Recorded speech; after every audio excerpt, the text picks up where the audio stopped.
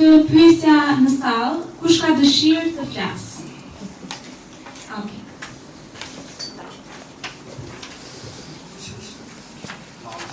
Atëre, përshëndetje. Ju falenderoj të gjithëve që keni ardhur. Ju jeni një mbështetje madhe e shoqatës Nexhat. Edhe dua të flas si nënë e këtyre.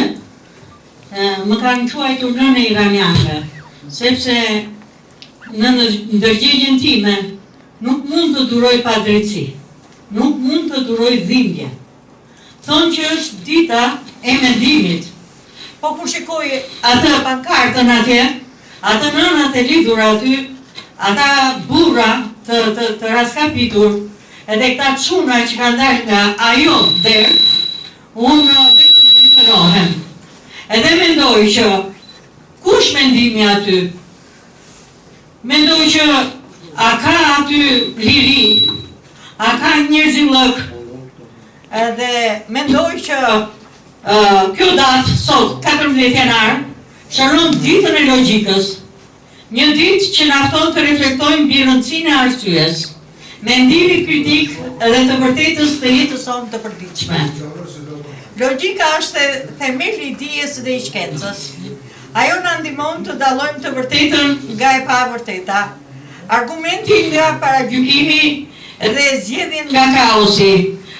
Pa logjik nuk do të kishte përparim, drejtësi apo vendimarrje të mençur.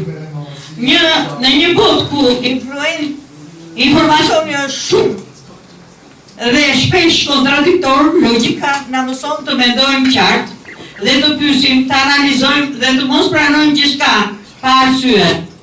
Sepse po të mendojmë edhe po të pranojmë gjithçka pa arsye, do mendojmë që do kalojmë në antagonizëm, që çdo gjë do lidhet edhe do zgjidhet me luftë, me krim, me vrasje dhe gjak. Kjo ditë ta kujton se edukimi nuk është vetëm të mësosh fakte, por të mësosh si të mendosh. Të kultivojmë logjikën, do të kultivojmë respektin dhe mendimin ndryshe, dialogun dhe zgjedhjet paqësore. Dhe ta përdorim të ditë si një thirrje për më shumë mendim kritik, më shumë arsyetim dhe më shumë përgjegjësi me fjalët dhe veprimet tona.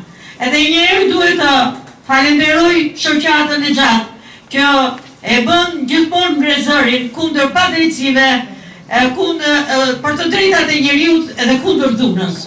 Sepse vetëm ata e dinë më së miri se sa e dhem dhuna dhe heqja e lirisë dhe e fjalës. Faleminderit.